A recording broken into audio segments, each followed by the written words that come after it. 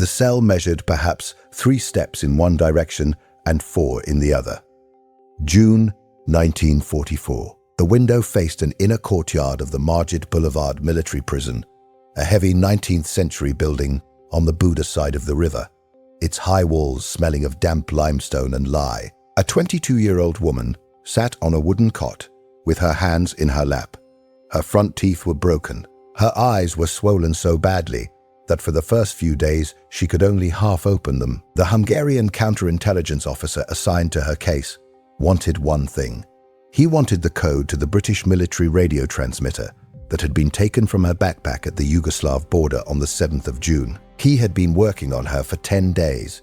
He had tied her to a chair. He had ordered her stripped. He had ordered her whipped on the palms of her hands and the soles of her feet and clubbed across her body until she could not stand. She had told him her name.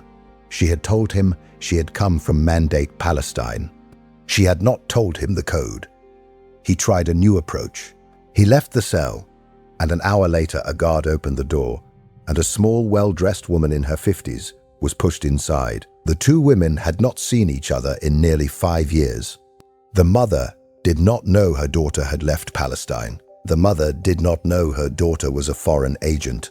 The mother did not know there were 2 other parachutists somewhere in Hungary, trying to find their way to her, and a radio that the Hungarians could use to lure them into a trap if only this stubborn young woman would speak. The young woman lifted her head and saw who had been brought in. Her broken mouth opened. "Forgive me, mother," she said. The mother did not move for a long moment. Then she went forward and reached for her daughter, and the guards let her. And she touched her daughter's face and recognized her by the line of her jaw, because the rest was not the daughter she remembered. A girl who had left Budapest in September 1939, 17 years old, well-dressed, with her hair pinned up, with a suitcase containing a typewriter, a few books, and a stack of poems written in Hungarian, mostly bad and a few not bad. A girl who had been the daughter of a famous Budapest playwright. A girl who had been wealthy and assimilated and almost entirely uninterested in being Jewish until she was 11 or 12 years old, and the world started telling her she could not stop being Jewish even if she wanted to. The officer let them have a few minutes. Then he said to the mother that she should tell her daughter to give up the code, because if she did not, she would die, and her mother would die, and there was no point in any of it. The mother looked at the officer. She did not say what he wanted her to say. She had not even known her daughter was in Hungary an hour earlier. She had no idea what code he was talking about. She told him she could not tell her daughter to do anything. She trusted that whatever her daughter was doing, she had a reason for it. The officer sent the mother out of the cell. The mother was taken across town to the Polizeigefängnis, the German police prison, and put in a cell of her own. She was held for 3 months. Her daughter was held for 5. The radio was a British Mark III transmitter, the kind the Special Operations Executive issued to its agents working behind enemy lines. It was small enough to be carried in a pack. It had a crystal set frequency and a key, and there was a cipher to scramble the messages. And the cipher had been hidden in a small book of French lyric poetry that Hannah Senesh had been carrying. She had managed to leave the book on a train seat between Szombathely and Budapest after the arrest, so that the cipher was lost and could not be wrung out of her. The transmitter itself the gendarmes had found at the border in the first minute. It was lying on top of her clothes in her backpack. It was the evidence that would kill her. It was also the proof that she had crossed back to do exactly what she had come to do.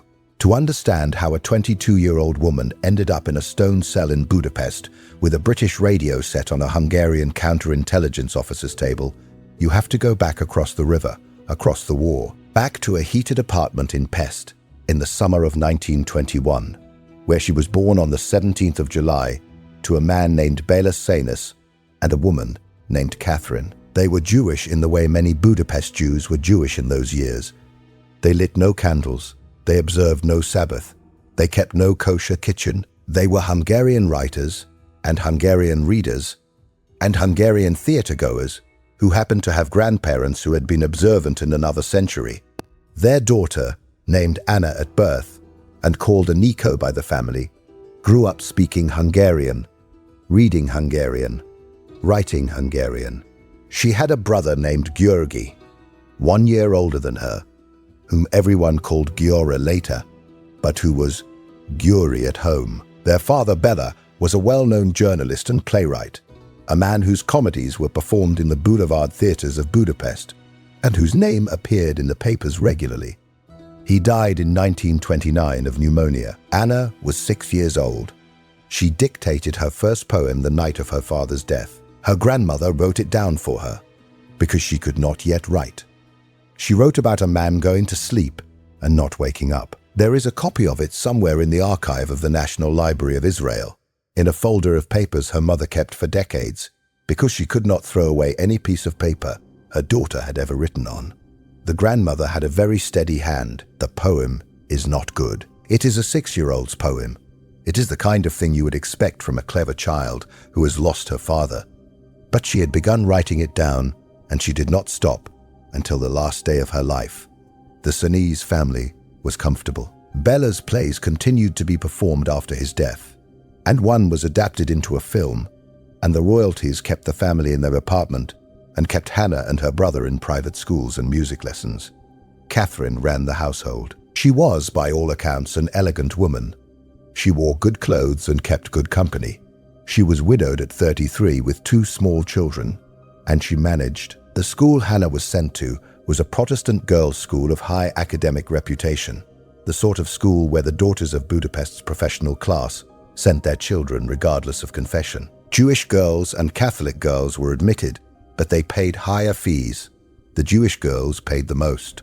Hannah won a scholarship that reduced her fee to the Catholic rate, which felt like a kindness, except for the fact that the structure remained, the structure of being charged for the religion of your grandparents in a country whose language you spoke better than most of your classmates. She wrote about this in her diary. She started the diary at the age of 13, on the 13th of September 1934. The first entries are the entries of a 13-year-old. They are about school and about a boy she liked, and about whether her hair looked nice. They are also, almost from the beginning, about being Jewish, because to be a Jewish girl in Budapest in 1934 was to be reminded of it daily by people who did not let you forget. Her grades were the highest in the school. She read voraciously. She read Goethe and Schiller in German, and she read French novels, and she read Hungarian poetry, especially the modern poets who had set the tone of Budapest literary life in the 1920s and 1930s. She wrote her own poems. She wrote them in Hungarian. They were the poems of a clever, lyrical, melodramatic adolescent.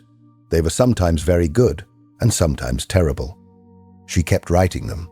By the time she was 16, she had filled notebooks. In 1937, when she was 16, the Literary Society at her school elected her as one of its officers. Within days, a group of students demanded a new election. The reason given was not stated openly, but Hannah and everyone else understood. A Jewish girl could not represent a Protestant school's literary society. A new vote was held. She was not elected. She wrote in her diary that she did not mind being unelected. She minded that they had taken the time to do it twice, that they had felt it necessary to put it on record. She understood, for the first time in a way that was no longer abstract, that she could not be a Hungarian who happened to be Jewish. She had to be a Jew, full stop, because that was the category Hungary had decided she belonged to, and nothing she did, or wrote, or studied was going to change it. She started attending meetings of a Zionist youth group called Maccabea. She had not been religious. She had not been particularly Jewish. She had spoken almost no Hebrew. She had not been to a synagogue in any committed way. The Zionism she encountered in Maccabea was secular, agricultural, and political. It was about Jews building a country with their hands in a place called Palestine, where the British had been given a mandate by the League of Nations, and where Jewish settlers were buying land and draining swamps and planting orchards. She read everything she could find about it. She wrote in her diary in the autumn of 1938 that she had become a Zionist. She underlined the word. She wrote that this was the only path for her now. She started studying Hebrew. The early entries in Hebrew are clumsy. The grammar is wrong. She wrote them anyway. She graduated from secondary school in 1939. By then, the Hungarian government had passed the first of its anti-Jewish laws. Jews were being barred from certain professions. Quotas were being imposed on Jewish students in universities. The world she had been preparing to enter, the world of Hungarian letters and Hungarian academia, was closing to her, not slowly, but visibly, month by month. In March of 1939, the Germans occupied what was left of Czechoslovakia. In April, she applied for a place at the Agricultural School for Girls at Nahalau in northern Palestine. She did not want to study medicine, which she had once considered, or literature, which she had once intended. She wanted to grow vegetables and milk cows. She wanted to learn the practical skills of the country she had chosen. Her brother had gone to France for university. Her mother stayed in Budapest. The plan was that the mother would come later, when Hannah had established herself. The plan was always that the mother would come later. The mother did not come. Hannah boarded a ship in September of 1939, days after the German invasion of Poland and the British declaration of war. She traveled with one suitcase. She took her typewriter, a Smith Corona that had been a gift from her mother. She took her diary. She took, against the advice of friends, a fair number of dresses that turned out to be useless in agricultural school. She crossed the Mediterranean and disembarked at Haifa. She was 18 years old. She had never done a day of manual labor in her life. Nahalal was a moshav, a cooperative farm founded by socialist Zionists in the 1920s. The Agricultural School for Girls was attached to it. The students lived in dormitories and worked the land. They got up before dawn. They milked cows. They cleaned stalls. They learned about composting and crop rotation and beekeeping and chicken farming. The hands of the Budapest playwright's daughter, who had played piano and worn good dresses to the theater, became blistered and then calloused. Her diary entries from Nahalal are a steady record of a young woman discovering that her body could do things she had not known it could do. She was good at the work. She liked the work. She had been told all her life that she was clever, and now she was learning that she could also be useful, which was not the same thing, and which was, to her, a discovery worth nearly anything she had given up to get to it. She studied Hebrew, constantly. By her second year at Nahalal, she was thinking in it. She switched her diary to Hebrew for entire entries. She continued to write poems. The poems were now in Hebrew. The Hebrew poems were not as good as the Hungarian poems had been, because she did not yet have the language for the things she wanted to say. But the things she wanted to say in Hebrew were different things, and she preferred them. She wrote about the land. She wrote about the sea. She wrote about the way the air smelled in the orange groves in the morning. She wrote about loneliness. She missed her mother. She wrote to her mother every week, long letters that took weeks to arrive in Budapest, if they arrived at all, especially after the war began to make European postal service unreliable. She graduated from Nahalal in the autumn of 1941. She wanted to join a kibbutz. Specifically, she wanted to join S.Yam, a young kibbutz on the Mediterranean coast, just south of Caesarea, in a stretch of dunes and rocky shoreline north of Tel Aviv. The kibbutz was new. The members were mostly immigrants from Central Europe. The economic base was fishing and a small quarry. The land had to be worked very hard to produce anything, and the sea, which the members had not grown up beside, had to be learned. She arrived in late 1941, joined the kitchen rotation, and within a few months was elected to the kibbutz committee that handled cultural and educational affairs. The kibbutz years are the years of her best poems. She wrote in Hebrew now with real fluency. She wrote about the things in front of her. She wrote about the sea, walking down to it in the evening after work. The poem that would become the most famous of her life was written at Yam in 1942. It is called, in Hebrew, Halika leCaesarea, a walk to Caesarea. In Israel, it is sung at memorial services. It begins with an address to God, who Hannah did not particularly believe in, but who appears in the poem anyway. The way God appears in the poems of people who have grown up in a culture saturated with religious language, even when they have no use for the doctrine. The poem is about wanting things to last forever. It is about the prayer of the sand on the beach and the rush of the water. It is short. It is 4 lines or so, depending on the translation. It is a poem written by a 21-year-old woman who is fundamentally happy in the place she has come to, and who is also aware that the place she has come to is precarious, and that the world outside is on fire, and that her mother is on the wrong side of the burning. She kept writing her mother. She did not always tell her mother the truth. She did not tell her mother about the political work she had started doing, the meetings she attended in Tel Aviv on her trips into the city, the conversations she was having with people who had connections to the Jewish agency and to the underground military organization called the Haganah. She told her mother that the kibbutz was lovely and that the food was monotonous and that she was sometimes lonely and that she missed her terribly. All of that was true. She left out the rest because the rest could not be said in a letter that might be opened by Hungarian censors, and because she did not want to alarm her mother, and because she had not yet decided what the rest meant. By the autumn of 1942, news of what was happening to Jews in Europe was reaching Palestine in fragments. The fragments did not yet form a complete picture. There were reports of mass shootings in the east. There were reports of deportations to camps. There were rumors of gas, of organized industrial killing on a scale no one quite believed. The Jewish community of Mandate Palestine, the Yishuv, was an island of about 500,000 Jews, surrounded by enemies and dependent on a British administration that was simultaneously their protector and the body restricting the immigration that could have saved European Jews who needed to leave. The leadership of the Yishuv was looking for ways to do something, anything. The proposal that emerged late in 1942 was to ask the British to train Jewish volunteers from Palestine as parachutists to drop them behind enemy lines in occupied Europe, where they could make contact with Jewish communities and resistance groups and organize escape, rescue, and resistance. The British were not enthusiastic. The British had a war to fight, and the war did not have as one of its objectives the rescue of European Jews. The British military and intelligence services did, however, have an interest in agents who could speak the languages of occupied countries, who could operate behind enemy lines, who could collect intelligence and rescue downed Allied airmen and serve as the eyes and ears of the Special Operations Executive in territory the Allies could not reach. After months of negotiation, a compromise was reached. A small number of Jewish volunteers from Palestine would be trained as parachutists, attached to the British Army, and dropped into occupied Europe to serve dual purposes. They would do whatever they could for the Jews of their target countries, and they would also do whatever the SOE asked of them. The dual mission was uncomfortable and was understood as such by both sides. It was the only deal on the table. Of approximately 250 volunteers from the Yishuv who put themselves forward, 37 were accepted into the program and ultimately deployed. Of those 37, 3 were women.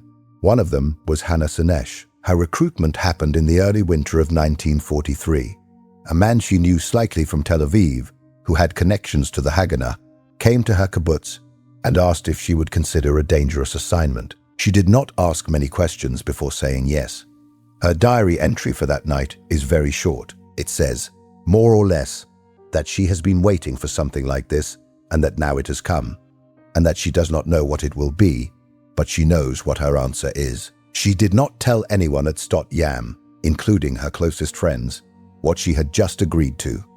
She continued working in the kitchen and on the cultural committee for several more months while the program was organized. In early 1943, she also learned by way of letters and Red Cross messages that her brother had escaped from France, made his way through Spain and Portugal, and would be arriving in Palestine. The brother who had gone to study in Lyon, who had spent the early war years moving from one precarious shelter to another, was now coming to her. They had not seen each other since 1939.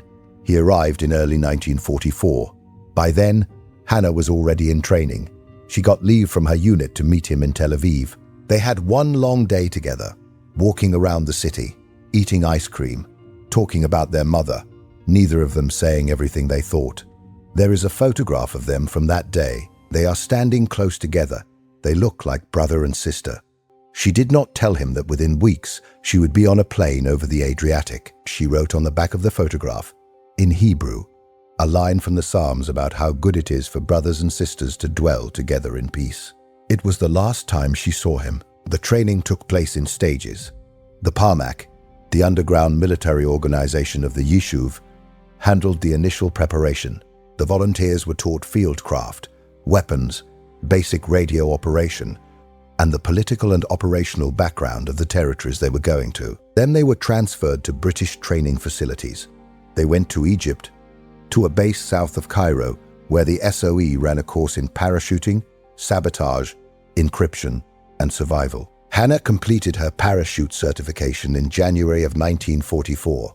She was one of the few women on the course. The men on the course remembered her later as serious, competent, and a little remote. She did not joke much. She did not flirt. She read in her free hours and wrote letters home. She gave nothing away.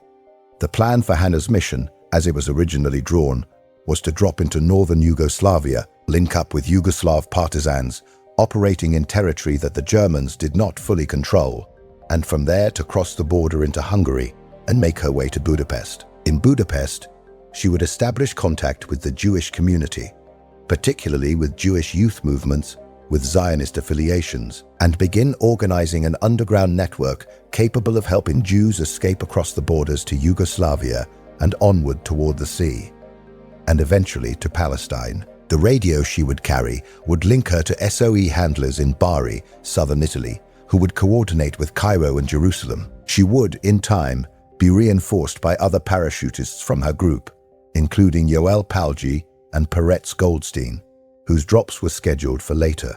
The estimate of risk given by her trainers was that the mission was extremely dangerous. Some said it had a 50% chance of getting her killed. Some said worse. She knew the figures. She wrote in her diary that she had thought about turning back and that she had decided she could not. In early March of 1944, she was moved from Egypt to Bari, on the Italian coast. The SOE had set up an airbase there from which it ran missions across the Adriatic into occupied Europe. She wrote a last letter to her brother and a last letter to her mother. The letter to her mother did not say where she was going. It said only that she loved her, that she would write again when she could, and that she hoped she would see her soon. She signed it with her code name, Hagar, on the reverse side, in Hebrew. On the night of the 13th into the 14th of March 1944, 4 parachutists were loaded onto a converted Halifax bomber at Bari and flown across the Adriatic. The 4 were Hannah, Reuven Daphne, Yona Rosen, and Abba Berdichev. Reuven was bound for Yugoslavia, to remain there as liaison. Yona was bound for Hungary, with Hannah. Abba was bound for Romania. They were dropped at midnight into partisan-held territory in the mountains of northern Yugoslavia, near a village whose name Hannah recorded in her diary phonetically because she could not pronounce it. The drop was clean. They landed within a few hundred meters of one another. Partisans found them within the hour. The partisans took them to a village. The village was poor and frightened and pro-Tito. The men wore mixed uniforms, some captured German, some Italian, some homemade. They drank slivovitz in the evenings and listened to a broken radio that picked up the BBC on certain nights when the weather was right. Hannah, who had been told in training that she would be in Hungary within weeks, instead spent the next 11.5 weeks among Yugoslav partisans, moving from camp to camp, walking long days on rocky paths, eating bread and onions and sometimes mutton, sleeping in cottages and in barns, and once in a cave. She kept her diary. She wrote poems. She read the partisans her poems, and they did not understand the language, but they understood the rhythm, and they nodded politely. Within days of the drop, news reached the partisan camp of the German occupation of Hungary, which had taken place on the 19th of March, less than a week after Hannah's drop. The Germans had moved into Hungary in force. The Hungarian government, which had been a German ally but had been trying to negotiate its way out of the war, had been brought to heel. A new puppet administration was installed. SS units arrived. Adolf Eichmann himself came to Budapest with a deportation apparatus he had refined elsewhere. Within weeks, the deportations began. By the middle of May, Hungarian Jews were being loaded onto trains at provincial railway stations. By the end of June, 437,000 Jews had been deported from Hungary to Auschwitz, the largest and fastest deportation of the partisan camp. Reuven Daphne later recalled it as the only time he saw her cry. "We have come too late," she said. The Germans were in Budapest. Eichmann was in Budapest. Whatever fragile network she had hoped to find on arrival was being torn apart faster than she could reach it. The British paratroop officers who arrived to confer with the partisans told her that her mission was now too dangerous to attempt. Hungary was no longer a country with a small German presence and a Hungarian fascist regime. Hungary was an occupied country with an SS deportation operation running at full capacity. Crossing the border, they told her, was effectively suicide. She listened. She did not argue much. She also did not change her mind. She told Reuven Daphne, in a conversation he remembered exactly because it stayed with him for the rest of his life, that even if she was caught, even if she did nothing else, the Jews of Hungary should know that someone had tried. They should know they were not entirely abandoned. They should know that from across the sea, from across the war, someone had at least come back for them. That was her phrase, in his memory. Even if they catch me, at least it will be known that one person tried. The weeks in the partisan camp dragged. The partisans had their own war. They were not interested in escorting a Jewish parachutist to the Hungarian border on a mission they regarded as foolish. Hannah waited. She wrote letters that could not be sent. She studied maps. She befriended a young Christian woman who agreed to exchange identities with her so that she could carry papers across the border. She walked, with the partisans, from one camp to another. She helped where she could. She edited a partisan newsletter for a few weeks. She learned a little Serbo-Croatian. She lost weight. On the 2nd of May, in a partisan camp in Croatia, she wrote a poem of 4 lines on a small scrap of paper. It is the poem that has become her epitaph. The first line is the line everyone knows. Blessed is the match consumed in kindling flame. The rest of the poem is about the burning of the flame, about the heart that knows when to stop, about the cost and the worth of giving yourself to something. It is, in Hebrew, a poem of 14 words. It was written 6 weeks before she crossed the border. She did not show it to anyone for several days. Then she copied it onto another scrap of paper and put both scraps in her notebook. In early June, the partisan commanders told her they had located a route across the border. The route went through a stretch of forested country on the Slovenian-Hungarian frontier, where partisan operations had recently disrupted German patrols. She would cross with 2 other parachutists, Joel Palgi and Peretz Goldstein, who had been dropped into Yugoslavia in May, and with 2 Hungarian Jews who had been guiding refugees south across the border for months and knew the paths. They would carry forged Hungarian identity papers. Hannah would carry the British transmitter. The crossing was scheduled for the night of the 7th into the 8th of June. On the morning of the 7th, before they set out, she walked with Reuven Daphne to a clearing near the edge of the camp.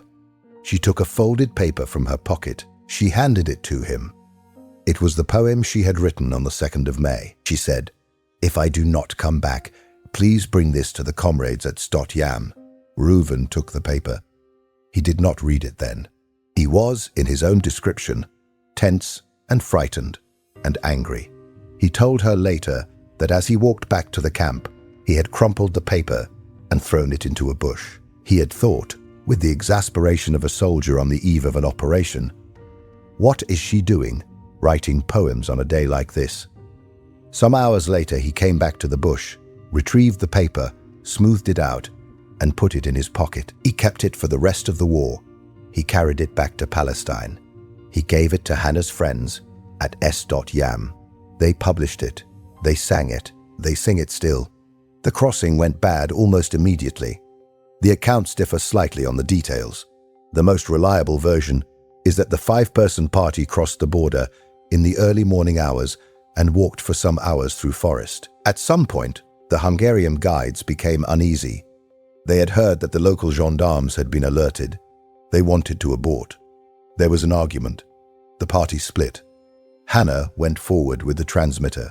Some hours later, near a village whose name in some accounts is given as Mura and in others as a location a few kilometers from the Drava River crossing, Hungarian gendarmes detained her. She had her papers. The papers were forged.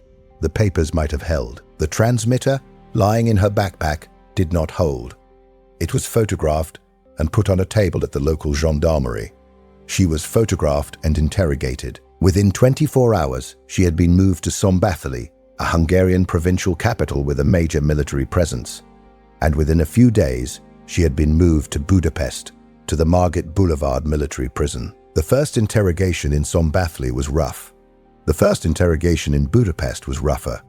The Hungarian counterintelligence service had been hunting British agents since the beginning of the war and was experienced at extracting codes. The officer in charge of her case, whose name in some accounts is given as Captain Simon and in others as Colonel Simon, was a methodical man who began with questions and proceeded to violence when questions did not work. She told him she was Hannah Senesh, born in Budapest in 1921, that she had emigrated to Palestine in 1939, that she had returned on a mission for the British Army. She told him no more. He stripped her. He tied her to a chair. He had her whipped on the palms and the soles. He had her clubbed across the body. He had her teeth broken. He kept her without sleep. He kept her without food.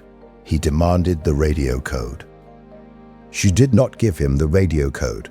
The book of French poetry, the small volume in which the cipher had been hidden, was gone. She had left it on the train seat between Szombathely and Budapest, an act of presence of mind that she carried out with her hands bleeding from the first round of beatings. The cipher could not now be wrung out of her, even if she had broken, because the book had been thrown out by a cleaner or carried away by another passenger, and the codes lived nowhere else.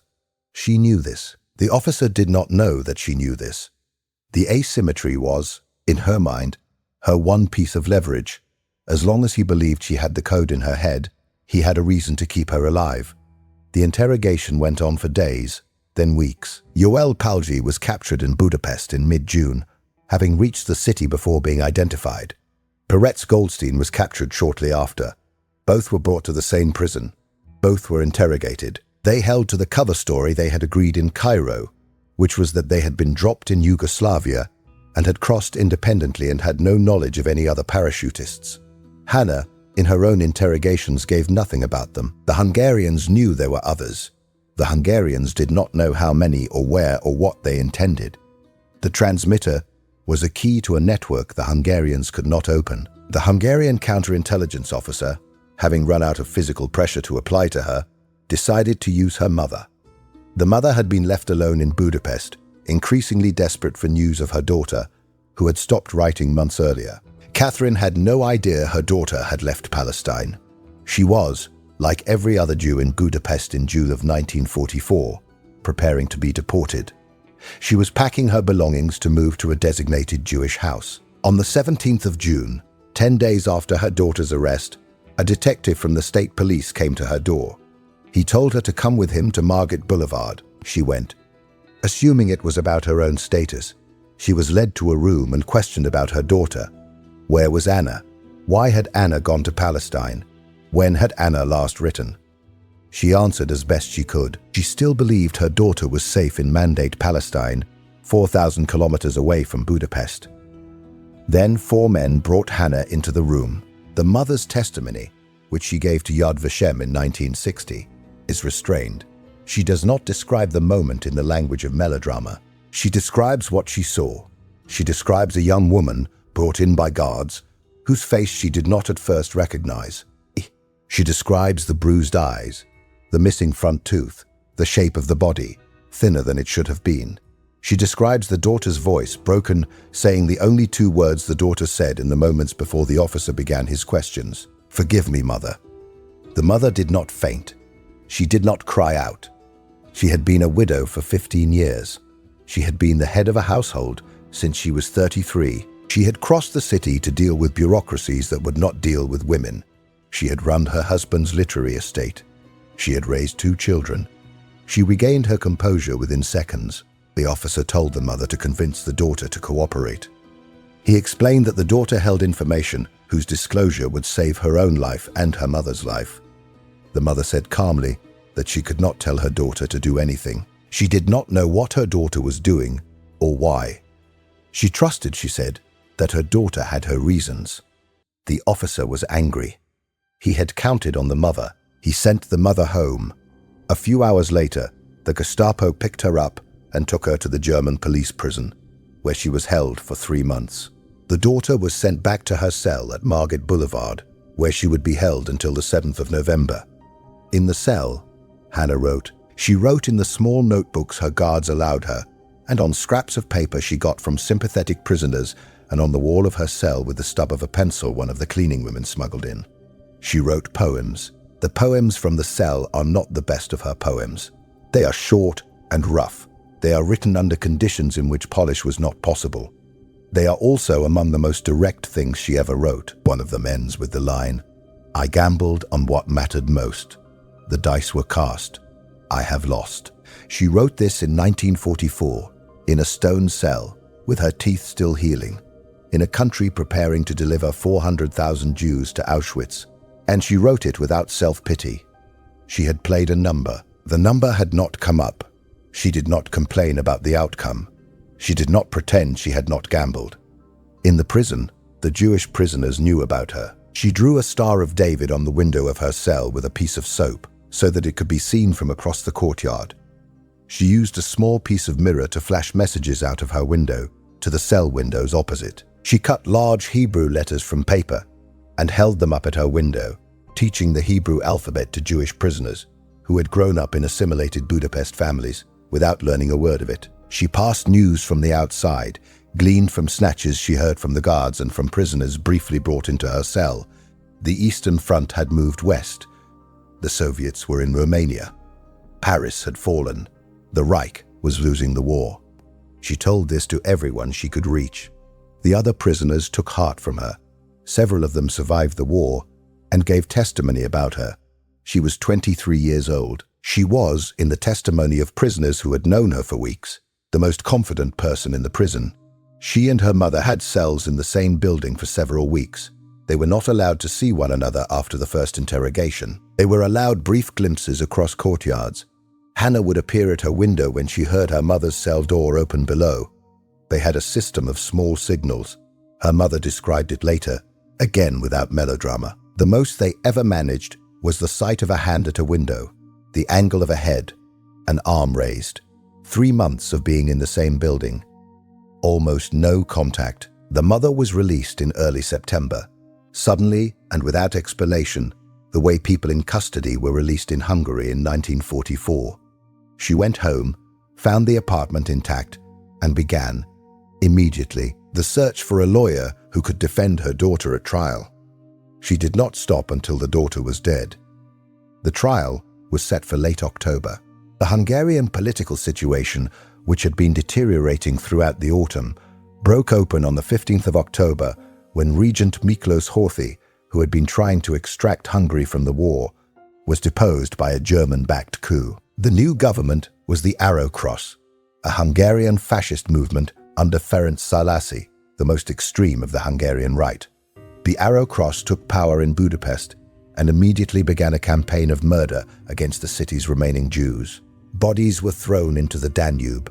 Jewish houses were raided. The deportations, which had paused in July under Horthy's last efforts at resistance, did not fully resume because the railway lines east had been cut by Soviet advance. But the killing in the city accelerated. Into this Hungary, the trial of Hannah Senesh proceeded. The trial was held on the 28th of October in a closed military courtroom in Budapest. The charges were espionage and treason. She had been a Hungarian citizen at birth, which meant the Hungarian state could try her as a traitor regardless of the army she had served. She conducted herself, according to all surviving accounts, with extraordinary composure. She did not deny the facts. She had crossed the border. She had carried a British transmitter. She had come on a mission. She also did not concede the court's authority over her. She told the judges, in a speech that several of those present remembered for the rest of their lives, that they were the traitors. She told them that the war was nearly over, that the Soviet army was at the gates, that they would soon be the ones facing trial, and that they should consider, while they still had time, what verdicts they wanted on their own record when that day came. She did not raise her voice. She did not weep. She was 23 years old, and her front teeth were gone, and her body was thin from 5 months of bad food and beatings, and she stood in front of 3 Hungarian military judges in a city that was burning at its edges and told them that the future would judge them. She did not ask for clemency. She did not request a pardon. The court adjourned without delivering a verdict. There was an 8-day postponement to allow the judges more time. There was a further postponement because of the appointment of a new judge advocate. The mother, with a lawyer she had found and was paying, attempted to file motions. The lawyer told her that he had been told by certain officials connected to the Jewish Council in Budapest not to push too hard, because the daughter's case might be quietly resolved if the family did not draw attention to it. The mother, in her later testimony, said she had been told this by emissaries of Rezo Kastner, the controversial Hungarian Jewish negotiator who was simultaneously dealing with Eichmann over the so-called Blood for Trucks proposal, and the train of Hungarian Jews allowed to leave for Switzerland. Whether Kastner could have intervened on Hannah's behalf is one of the questions that lay over his trial in Israel a decade later. The mother's testimony at that trial was that she was not asking whether he could have saved Hannah. She was asking why he had not tried. On the morning of the 7th of November 1944, the officer in charge of Hannah's case came to her cell. The accounts give his name variously, but he was the same man who had broken her teeth in June. He told her she had two options. She could sign a request for clemency, which he would carry to the proper authorities, and her sentence might be commuted, or she could refuse, and the sentence, which was death by firing squad, would be carried out immediately. She refused. She told him she did not consider his court a legitimate authority. She did not beg pardon from a court she did not recognize. She had a few hours. She used them to write. She wrote 2 notes. One was to her mother. It is short. It does not pretend to be anything other than what it is. Dearest mother, it begins. I do not know what to say. Only this. A million thanks, and forgive me if you can. The other note was to her comrades from the parachute mission, the few who might survive. She thanked them. She told them she had done what she could. She apologized for the parts she had not done. She wrote a final poem. The poem ends with the lines I have already mentioned, about the dice, about the number she had played, about losing. She sewed the notes into the seam of her dress. They came for her in the late morning. The accounts differ slightly on the weather. Some say it had snowed the night before, and there was thin snow on the courtyard stones. Some say it was simply cold and grey. She was taken from her cell, down a flight of stairs, out into the inner courtyard of Mandate Boulevard, where a wooden post had been set up against the wall. There was a firing squad of, by most accounts, 3 or 4 soldiers. The officer offered her a blindfold. She refused. She had decided days earlier that she would refuse. She wanted to look at them when they did it. She was placed at the post. Her hands were not tied, or they were tied loosely. She stood. She looked at the men who had been brought to shoot her. They shot her. She fell. She died. She was 23 years old. She had been in Hungary for 5 months. She had been arrested almost on the day of crossing. The transmitter had never been used. The code she had refused to give had been hidden in a book of French poetry that had ridden out of Szombathely on a train seat and was lost somewhere in the Hungarian transport network for the duration of the war. She had not transmitted a single message. She had not made contact with the Jewish community of Budapest. She had not saved by any direct action she took a single Hungarian Jew. The mission, by any conventional military measure, had been a failure on the first night and had remained one until she died. By another measure, the measure that is harder to put on paper, but that several thousand surviving prisoners of the Mandate Boulevard prison would later attest to, she had done something else. She had refused. She had made the Hungarian counterintelligence service, the German Gestapo, and the Arrow Cross militias spend 5 months of their time, in the worst year of the worst war of the century, on a 23-year-old woman who would not give them the one thing they wanted. She had drawn a Star of David in soap on a prison window. She had taught Hebrew letters to the women in the cells opposite. She had carried, into a country whose Jews were being deported at a rate of 12,000 a day, the information that someone, somewhere, had tried to come for them. The Jews of Budapest in 1944 had been many things. They had been bewildered. They had been terrified. They had been deported in numbers that the rest of the war did not match. They had also been told by a young woman in a cell at the top of Mandate Boulevard that one person, against the advice of every commanding officer she had ever had walked back across the border to find them. After the execution, her body was buried in the Jewish section of the Kerepesi cemetery in Budapest.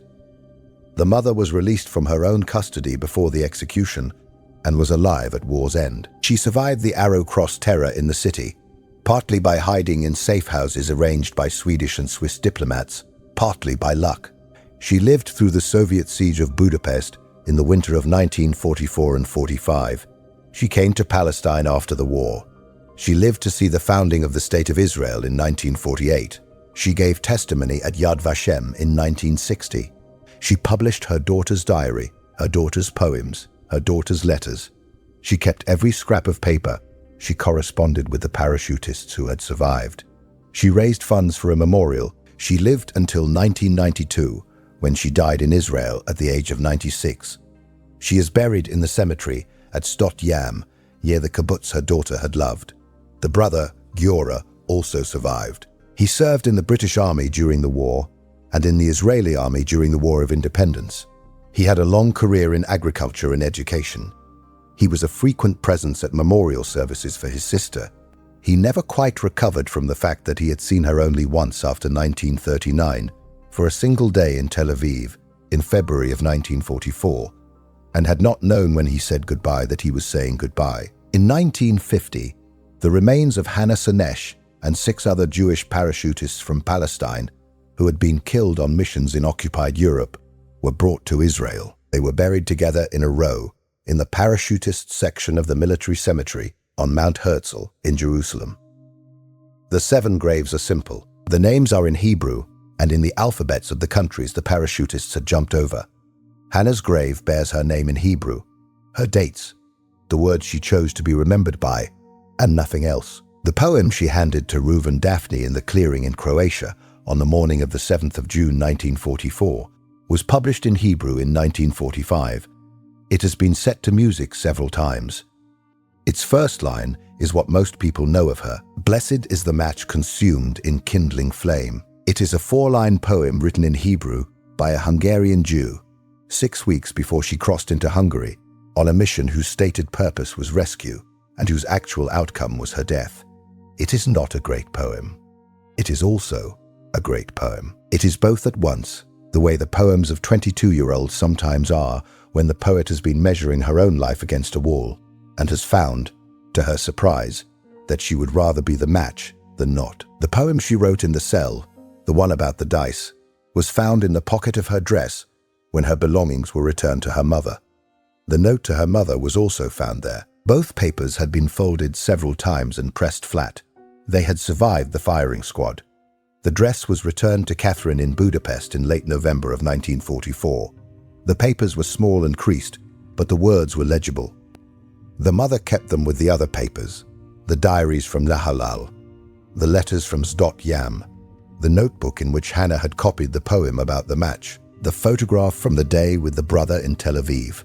They are now in the Senesh family archive at the National Library of Israel, in the manuscripts collection, in a cool room a few floors below ground. Of the 37 Jewish parachutists from Mandate Palestine who were sent into occupied Europe by the British between 1943 and 1945, 12 were captured, 7 were executed, 3 of the 7 were executed in Slovakia, 2 were executed in Hungary, of whom Hannah was one. The other was a parachutist named Peretz Goldstein, who had crossed with her, was captured shortly after, and died after being deported to a German concentration camp. 1 was executed in northern Italy. A single parachutist who reached France was executed there as well. The survivors, including Yoel Palgi and Reuven Daphne, returned to Palestine. Palgi wrote a memoir of his time in the prison at Mandate Boulevard. He was the one who had described the missing tooth in Hannah's mouth and the welts on her body. He had also described the way she had refused, even when she did not have to, even when there might have been an exit available, even when the cost was paid not only by her but by her mother. He could not entirely explain it, he thought, in his memoir, that some people are simply built to refuse and that you cannot know until the moment whether you are one of them. Hannah, he thought, had been one of them. The Hungarian state, under the communists who followed the fascists who followed the regents, did not formally exonerate her until 1993. The exoneration was an act of a Hungarian military court, removing the conviction for treason that had been entered against her in October of 1944. Her relatives in Israel were informed on the 5th of November of that year, 2 days before what would have been the 49th anniversary of her death. A memorial bust was eventually erected in Budapest. A street was named for her, slowly and reluctantly, in a country that had not, even decades later, fully made peace with what it had done. In Israel, by contrast, she became almost immediately one of the saints of the founding generation. The schools her remains had been brought to were renamed in her honor. The kibbutz she had helped build, S.Yam, opened a memorial center for her, which still operates. Hospitals, schools, kibbutzim, and streets across the country bear her name. The poem about the match is taught to every Israeli schoolchild. The poem, called A Walk to Caesarea, is sung at Yom HaShoah, the day of remembrance for the Holocaust and for those who resisted it. Generations of Israelis have grown up knowing the name of Hannah Senesh in the way that one knows a national figure, the way that French children grow up knowing the name of Joan of Arc in a flattening category of heroes that is not always kind to the actual person it commemorates.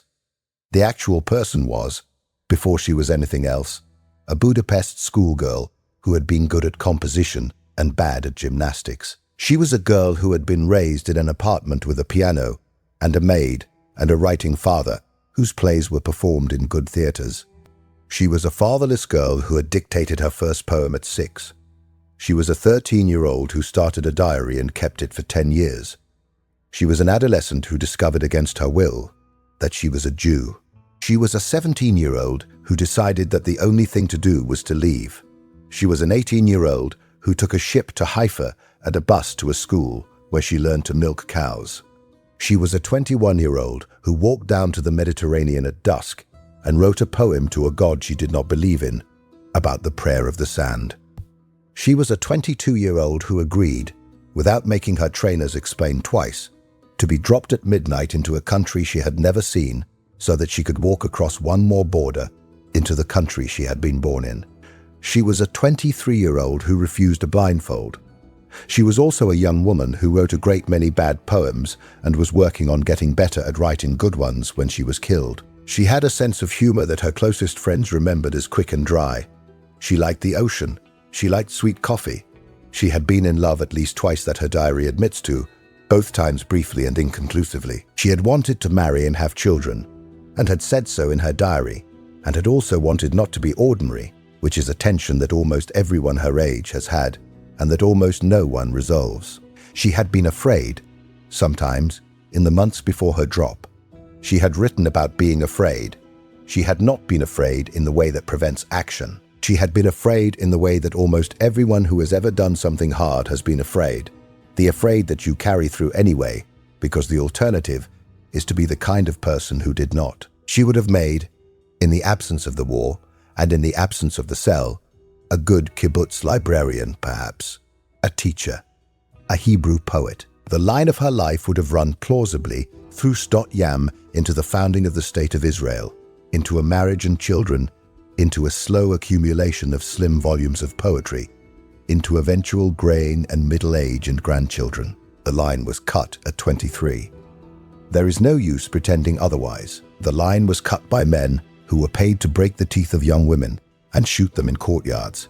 And the line was cut at a time when the Jews of Hungary, who had been her people in a sense she had not fully accepted until late, were being killed at a rate that no other Jewish community in the war had been killed at in so short a span.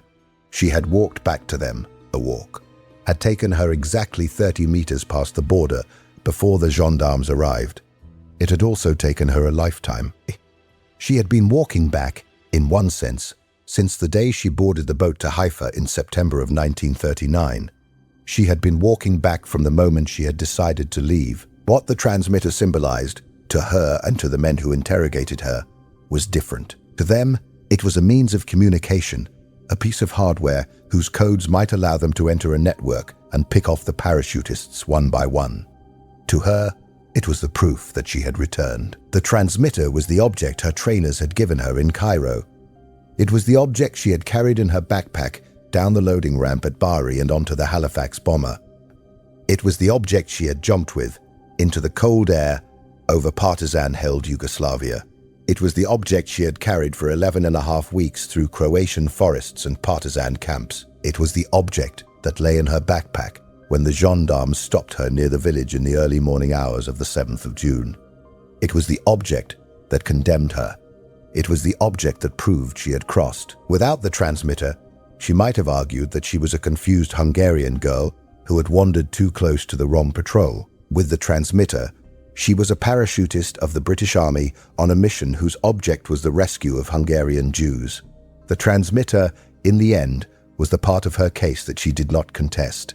She had crossed. She had come to do exactly what they had stopped her from doing. She had failed at the doing. She had not failed at the coming. The body was returned to her mother in 1956 years late. Catherine, who by then was living in Tel Aviv, accompanied the coffin from the airport. The reburial on Mount Herzl was attended by thousands. The president of the new state of Israel spoke. The 7 parachutists were laid in a row. Hannah's grave is the second from the left. The stones are low and simple, and the same. The headstones bear the dates of birth and death, and the country in which each parachutist was killed. Hannah's stone reads, born Budapest, 17th of July, 1921. Killed Budapest, 7th of November, 1944. The dates are 5 months short of 23.5 years. That is the entirety of her life. In those years, she crossed an ocean, learned a language, helped found a kibbutz, fell in love at least twice, wrote roughly 200 poems, kept a diary, was trained as a soldier, jumped out of an airplane at midnight, walked through 400 kilometers of partisan country, crossed a border, refused to talk for 5 months, refused a blindfold, and wrote a 4-line poem that has been sung in Israel and in Jewish gatherings around the world for the 80 years since. She also lost. The dice were cast, as she wrote in the cell. She had played a number. The number had not come up. She had said so herself, without flinching, in a poem so spare that it has almost no decoration in it at all. She had not pretended otherwise. The honesty of that poem, written in a cold cell by a young woman who was about to be shot, is perhaps the thing that has held her in memory longer than the heroic elements. She did not make of her own death an inspirational text. She did not say, anywhere in any document she left, that she had been right to come, that the rescue had been worth her life, that the unborn Israeli children of the next century would think of her and be moved. She knew, without illusion, that the rescue had failed. She knew the costs. She had refused to be broken in the sense of giving up the code, and she had refused to ask for pardon from a court she did not respect, and she had refused a blindfold at the post. She had not refused to acknowledge that she had lost. The poem about the dice is the most honest poem of resistance that anyone wrote in the war, because it concedes the loss while still refusing the despair. The dice were cast, she wrote. I have lost. The poem does not end on the loss. The poem ends on the playing. The match consumed in kindling flame. She had written 6 weeks earlier. The match had been consumed. The flame had not. The flame she had hoped would burn in the hearts of the people for whom she had crossed the border. The hearts she had hoped to reach were, in the summer of 1944, being loaded onto cattle cars at the rate of 12,000 per day.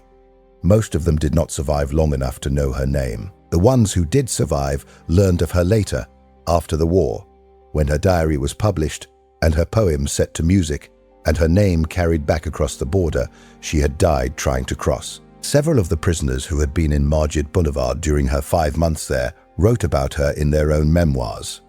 They described the woman who had drawn the Star of David on the cell window in soap. They described the woman who had cut Hebrew letters from paper and held them up to the courtyard. They described the woman who had told them, in the worst months they had ever lived through, that the war was almost over and that the Jews of Hungary would not be entirely forgotten.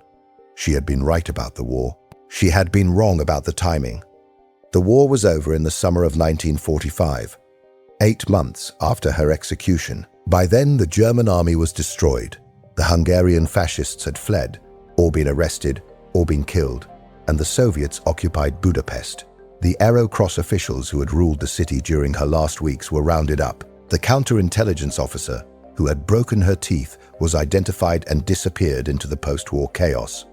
He turned up later in Argentina, where he lived as a retired man under a different name. A journalist tracked him down many years afterward and asked him about Hannah Senesh.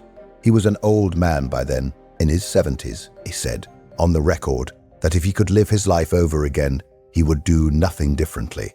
He said this in his small apartment in Buenos Aires, with the windows open. He died in obscurity. His name is not on most days remembered. Hers is. The dual nature of her life, the actual person and the symbol, has been a problem for her biographers.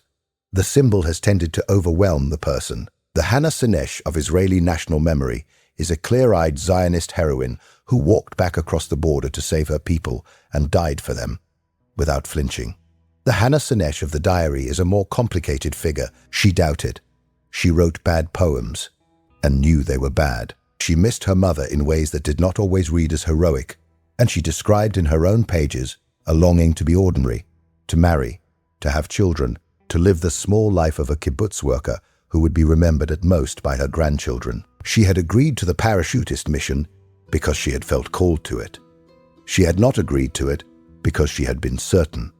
The certainty came in the cell. Certainty was decided, day by day, in the months between June and November of 1944. It was the work of an ordinary young woman in an extraordinary situation, deciding each time the officer came back to the door that she would refuse one more time. The transmitter, the radio she had carried, was photographed by the Hungarian authorities and entered into the evidence against her. Its eventual fate is not entirely clear. Most likely it was destroyed in the Soviet capture of Budapest when the prison itself was emptied and its records scattered.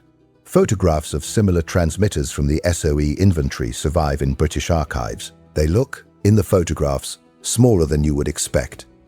They look like the kind of thing you could fit in a child's school satchel. They were heavy. They weighed enough that carrying one across a forest in midsummer, on foot, for several hours, on the second night of a crossing whose ending was uncertain, was the work of someone who had decided that the wait was worth it. She had decided. She had been deciding for 5 years. In the late autumn of 1944, in the days after her execution, the deportations of Hungarian Jews continued, although in different forms. The railway lines east were largely cut.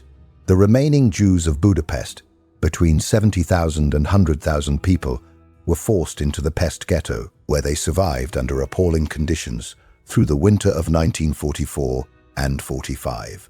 The Soviet army surrounded the city in late December. The siege of Budapest lasted into February. Thousands more Jews were killed by Arrow Cross militias during the siege, shot at the Danube in groups, their bodies pushed into the river. The mother of Hannah Senesh survived the siege. She survived because of the Swedish diplomat Raoul Wallenberg and others who set up safe houses for protected Jews. She survived because of the work of people whose names are also remembered in Israel and whose names her daughter would have known. When the city was liberated in February of 1945, Catherine emerged into a Budapest that had been broken at every level. The apartment block in which she had raised her children was damaged. Many of the people she had known were dead. Her husband's plays were no longer performed. The country itself had been turned into something neither of her parents would have recognized. She made her way, with great difficulty and over the course of 3 years, to Palestine. She arrived in 1948, in the middle of the war for Israeli independence. Her son met her at the dock. She lived in Tel Aviv for the rest of her life. She gave the publishers her daughter's diary and her daughter's poems. She corresponded with everyone who had known her daughter. She was, in the testimony of those who knew her, an unsentimental woman with a sense of humor and a clear head. She did not romanticize what had happened.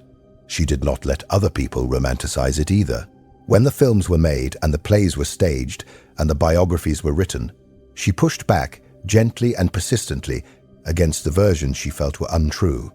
The version she wanted preserved was the version that included her daughter's flaws, her doubts, the bad poems alongside the good ones, the human-sized fact that a real young woman had walked back across a border because she had thought, against the advice of everyone around her, that she had to.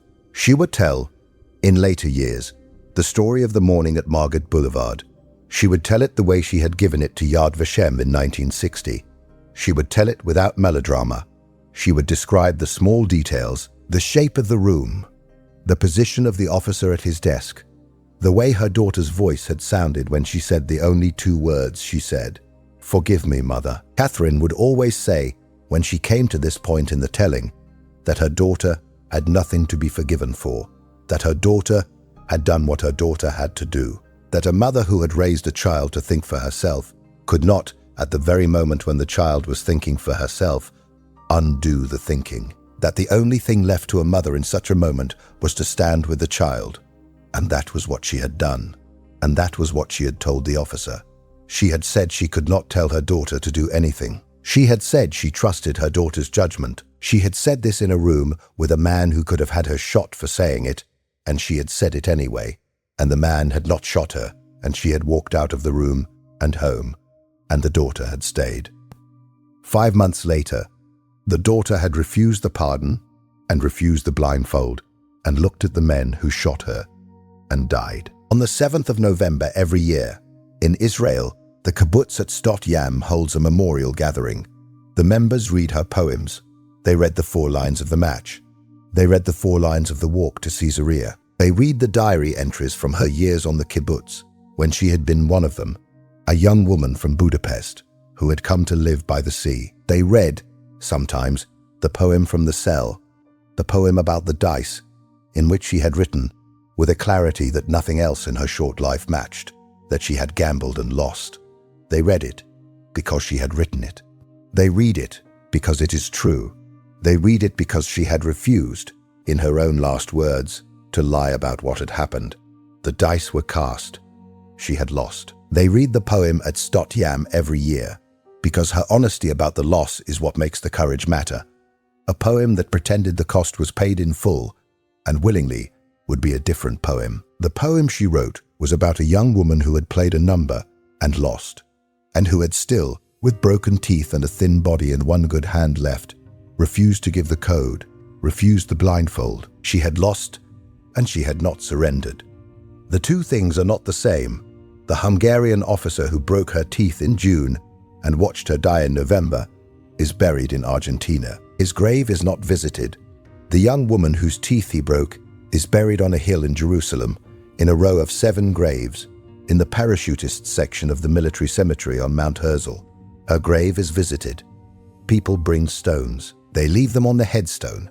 In the Jewish custom, small white stones arranged along the edge of the marker, accumulating, as they have for 75 years, in a slow record of the people who have come to remember the 23-year-old woman from Budapest who walked back across the border with a British radio in her pack and a 4-line poem in her notebook, who was caught within the first hour, who refused to give them the code for 5 months, who refused a pardon she could have signed in 5 minutes, who refused a blindfold in a courtyard in November. She was a poet who jumped out of an airplane. She was a Hungarian Jew who returned to Hungary. She was a young woman who had once been a girl in a Budapest schoolroom, marked down for being Jewish, who had decided at 16 that she was going to leave, and at 18 that she had left, and at 21 that she had found a place to be, and at 22 that she was going back, and at 23 that she would not give them what they wanted, and that the price for the refusal was hers to pay, and that she would pay it. Blessed is the match, she had written in the partisan camp. On the 2nd of May, on a scrap of paper she had handed to Reuven Daphne in a clearing before the crossing, consumed in kindling flame. The match was consumed. The flame, in the way that flames sometimes do, kept burning.